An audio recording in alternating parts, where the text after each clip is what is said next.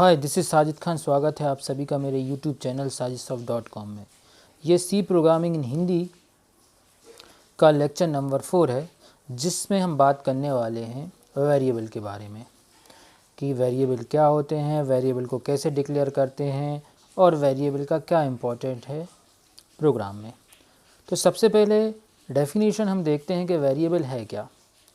तो वेरिएबल जो होते हैं कि वेरिएबल एक पर्टिकुलर मेमोरी लोकेशन को रिप्रेजेंट करते हैं और मेन काम अगर हम वेरिएबल का बताएं तो इनका काम रहता है डेटा को होल्ड करने के लिए। इसको हम एक डायग्राम से समझते हैं। मान लीजिए आपने एक वेरिएबल डिक्लेयर किया इंटीजर टाइप का ए नाम से, तो इंटरनल मेमोरी में क्या होगा उसके बारे में यहाँ हम समझते हैं कि मान लिया ये हमारा हो गया रैम, जिसका हम पार्टीशन कर ले रहा छोटा छोटा,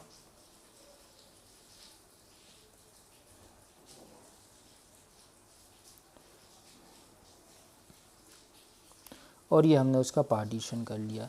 इसमें से हम एक सेल को सिलेक्ट कर ले रहे हैं जिसमें हम वेरिएबल को बताएंगे। मान लिया ये सेल है, तो जैसे ही हमने ये वेरिएबल डिक्लेयर किया था तो मान लिया इस लोकेशन पे जाकर इस वेरिएबल को मेमोरी मिली और इस लोकेशन का नाम क्या हो गया, हमारा वेरिएबल का नाम हो गया ए।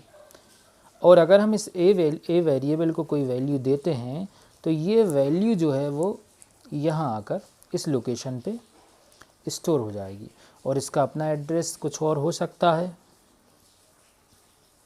इस टाइप से। तो जो डेफिनेशन कह रही है कि मेमोरी का नाम है वेरिएबल और उसका काम क्या है, डेटा को होल्ड करने का।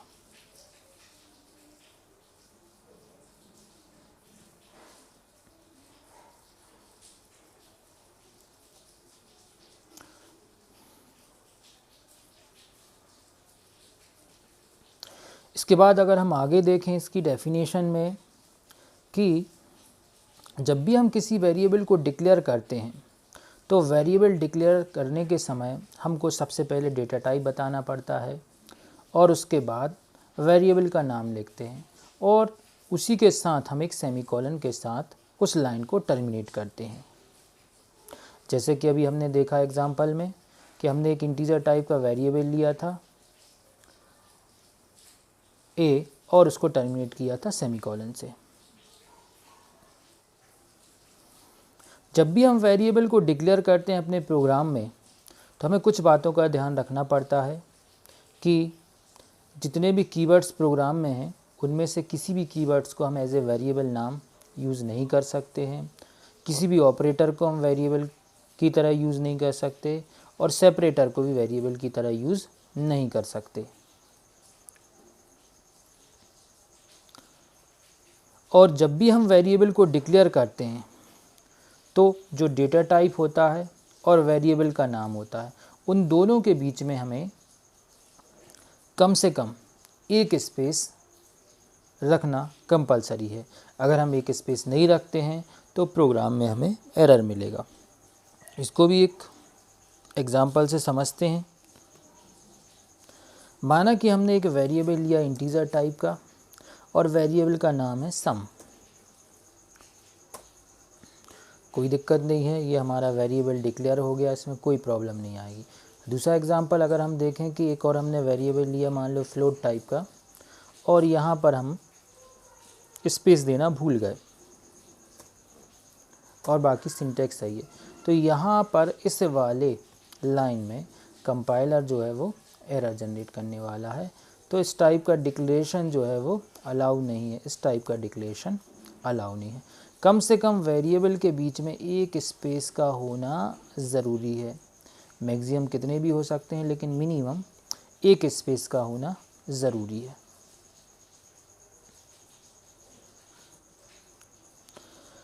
और जब भी हम वेरिएबल को डिक्लेयर करते हैं तो वेरिएबल का पहला कैरेक्टर या पहला लेटर हमेशा कैरेक्टर होना चाहिए, अल्फ़ाबेट होना चाहिए या फिर होना चाहिए अंडरस्कोर।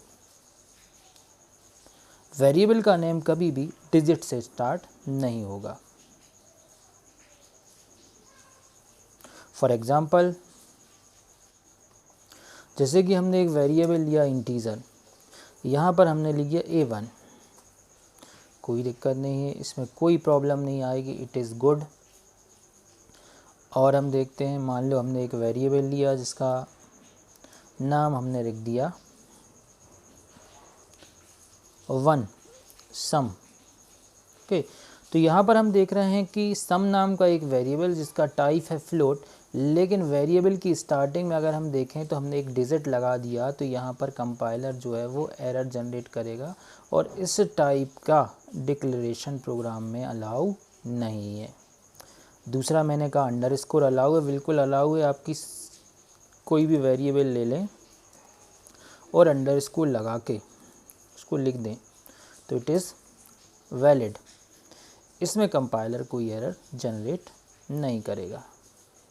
ओके, और एक और बात, अगर हमें अपने प्रोग्राम में मल्टीपल वेरिएबल डिक्लेरेशन करना हो, एक साथ बहुत सारे वेरिएबल डिक्लेयर करना हो, तो वो कैसे करेंगे उसको भी हम एक एग्जांपल से समझ सकते हैं कि मान लो हमें 3 वेरिएबल डिक्लेयर करने हैं। वेरिएबल के नाम no1,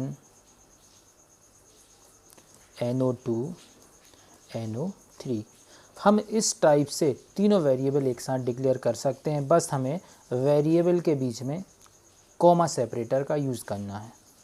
इसका ये भी तरीका हो सकता है कि हम ऐसे भी कर सकते थे, integer no1, integer no2, integer no3, ऐसे भी डिक्लेरेशन हम कर सकते हैं। लेकिन जब हम यही काम एक लाइन में कर सकते हैं तो हमारी प्रैक्टिस इस टाइप की होनी चाहिए, हमारी प्रैक्टिस इस टाइप की होनी चाहिए। तो अगर आपने अभी तक मेरे चैनल को सब्सक्राइब नहीं किया है तो प्लीज़ सब्सक्राइब करें, लाइक करें, शेयर करें, कमेंट्स करें, बेल आइकन को प्रेस करें ताकि आपको जितने भी मैं वीडियो अपलोड करता हूं उसके नोटिफिकेशन आप तक पहुंचते रहें। Thank you for watching Sajid soft solution.